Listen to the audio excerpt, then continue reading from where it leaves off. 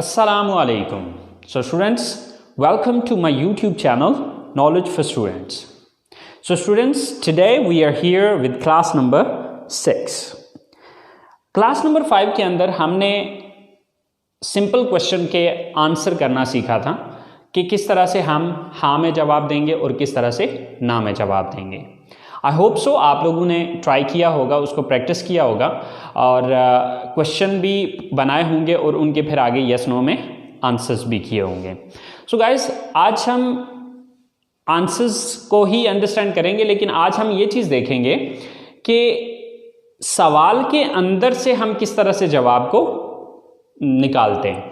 Mean to से कि just जो क्वेश्चन हमसे पूछा गया है उसी क्वेश्चन के अंदर एक से दो लफ्ज़ों के अंदर चेंजिंग करके आप उसका आंसर किस तरह से बनाते हैं। देखिए, ज़्यादातर हमारे सवाल का जवाब हमारे सवाल के अंदर ही मौजूद होता है, जस्ट हमें एक से दो चेंजेस करके उसको आंसर में कन्वर्ट करना होता है। तो चले आए स्टार्ट करते हैं कि किस तरह से। सो स्टूडेंट्स, ये कुछ सेंटेंसेस हैं, कुछ क्वेश्चंस हैं, तो चले आए देखते हैं कि हम इन क्वेश्चंस के आंसर इन्हीं क्वेश्चंस के अंदर से किस तरह से निकालेंगे।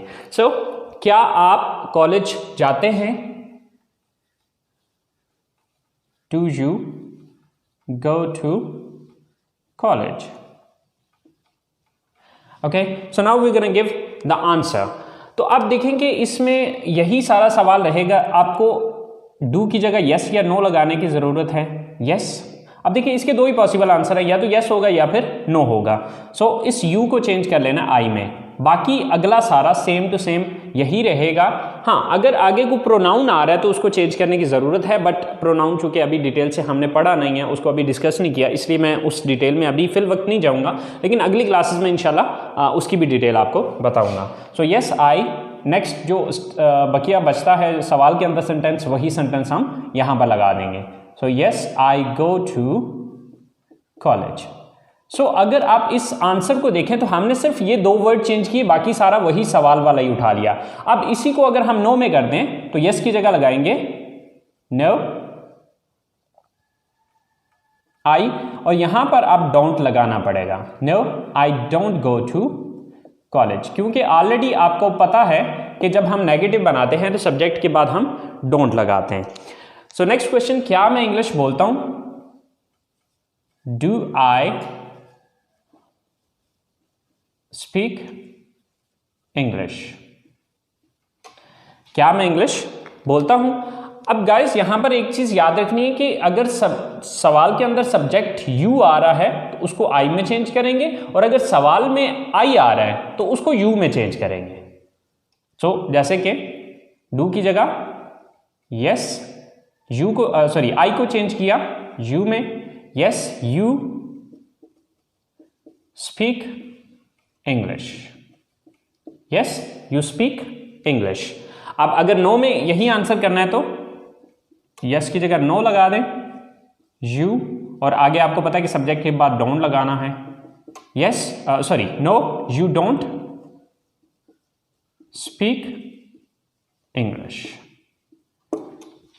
No you don't speak English. Next question is, क्या हम क्रिकेट खेलते हैं?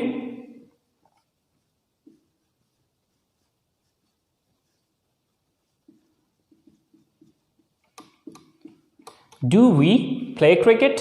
अब इसके दो पॉसिबल मीन आंसर्स हैं, बट इसमें ये जो वी है ये या तो वी ही रहेगा या फिर इसको यू में कन्वर्ट कर सकते हैं। अब देखना ये होगा कि जो बंदा सवाल पूछ रहा है वो अपने बारे में बात कर रहा है या आप खुद भी उसमें शामिल हैं। अगर तो वो सिर्फ अपने बारे में बात कर रहा है या अपने साथ जुड़े हुए कुछ और लोगों की बात कर रहा है, लेकिन आप खुद उसमें शामिल नहीं हैं, यानी कि जिस बंदे से सवाल कर रहा है वो बंदा उसमें शामिल नहीं है, तो फिर यू लगाएगा। अगर आप खुद भी उसमें शामिल हैं तो फिर उसमें आपको वी ही लगाना पड़ेगा। तो इसके दो पॉसिबल आंसर हैं, एक तो आप ये कहेंगे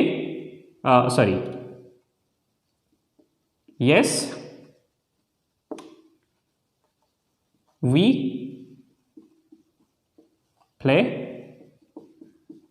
क्रिकेट। देखिए, वी उस सूरत में होगा कि अगर जिस बंदे से सवाल पूछा जा रहा है वो भी शामिल है, लेकिन अगर फर्ज करें वो बंदा खुद शामिल नहीं है तो इसकी जगह फिर हम वी नहीं लगाएंगे बल्कि यू लगा देंगे। Yes you play cricket. Okay, तो वी उस सूरत में होगा कि जिस बंदे से सवाल पूछा जा रहा है, ठीक है, वो खुद भी इसमें शामिल हो, ठीक है। और अगर वो बंदा खुद शामिल नहीं है तो फिर वी नहीं लगेगा, बल्कि आप वी यू में कन्वर्ट कर देंगे। सो अगर नो में आंसर करना हो तो नो, वी या यू, अब वो डिपेंड करता है क्वेश्चन पे। So don't play cricket, okay. So no, we are you don't play cricket. So हमारा नेक्स्ट क्वेश्चन है, क्या वो किताबें पढ़ते हैं? Do they read books? Do they read books? So do की जगह yes, next same to same, they read books. और अगर आप इसी को नो में लेके जाते हैं, no they don't read books. So guys, अब देखें कि हमने ये जो 4 क्वेश्चन बनाए हैं, इन क्वेश्चन के अंदर अगर हम देखें तो कोई लंबा चौड़ा चेंज नहीं किया हमने, सिर्फ एक शुरू में यस या नो लगाया है और आगे सब्जेक्ट को अगर ज़रूरत पड़ी है तो हमने जस्ट सब्जेक्ट को चेंज किया है। अब आगे मैं आपको ये चीज़ भी बता देता हूँ कि कौन कौन से सब्जेक्ट किस में चेंज होंगे और कौन से सब्जेक्ट चेंज नहीं होंगे।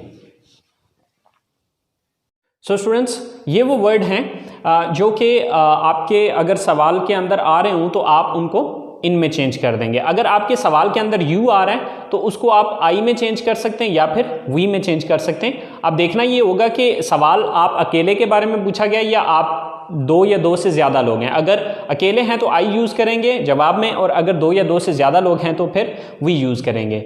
अब अगर सवाल के अंदर आई आया तो उसको हम जवाब में यू में चेंज कर देंगे। अगर सवाल में वी आया है तो उसको वी में भी यूज़ कर सकते हैं और यू में भी यूज़ कर सकते हैं, क्योंकि अब ये डिपेंड करेगा कि सवाल किसके बारे में है।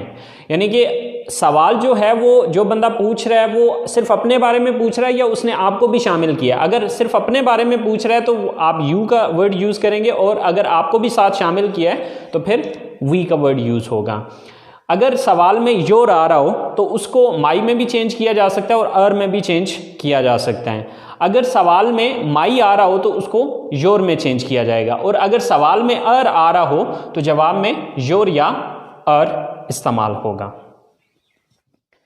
स्टूडेंट्स, अगर इनमें से कोई सब्जेक्ट आ रहा है तो फिर इनको चेंज करने की ज़रूरत नहीं है, सिर्फ आपने यस या नो क्वेश्चन के अंदर लगाना है। बाकी जो अगली स्टेटमेंट है या अगला जो सेंटेंस है उसको सेम एज इट इज़ जिस तरह वहाँ पर दिया गया सवाल के अंदर बिल्कुल सेम टू सेम वही आपने इस्तेमाल करना है। सो आई होप सो स्टूडेंट्स, आप लोगों को इस बात की समझ आ गई होगी।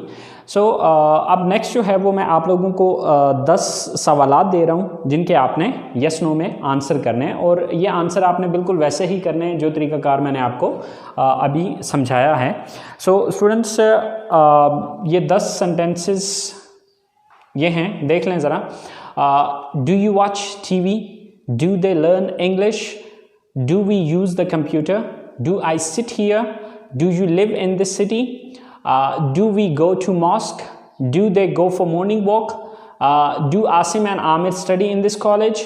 Do they work in this factory? Do you visit different parks? So guys, in sentences को आपने English में convert करना है। तो इंशाल्लाह यही सेंटेंसेस जो है वो मैं अगली क्लास में बनाऊंगा। तो आपने अपने सेंटेंसेस देख लेने कि आया कि जो सेंटेंसेस मैंने बनाए और आपने बनाए आया कि वो सेम है या उसमें कोई कमी बेशी है। So guys, I hope so आप लोगों ने क्लास को एंजॉय किया होगा। सो प्लीज़ गाइज़, अगर आप लोग इन वीडियो से कुछ सीख रहे हैं तो अपने दोस्तों को अपने जितने भी कॉन्टैक्ट्स हैं उनके साथ शेयर कीजिए इसको, ताकि आपके साथ साथ वो भी सीख सकें। और अगर आपने अभी तक मेरे चैनल को सब्सक्राइब नहीं किया तो प्लीज़ सब्सक्राइब कीजिए, और कोई भी चीज़ समझ में नहीं आती है तो प्लीज़ नीचे कमेंट्स बॉक्स में आप लोग ज़रूर मेंशन कीजिए। इंशाल्लाह I will try my level best to clear your confusions. So guys, you take care of yourself and इंशाल्लाह hope to see you next time soon. अल्लाह निगहबान।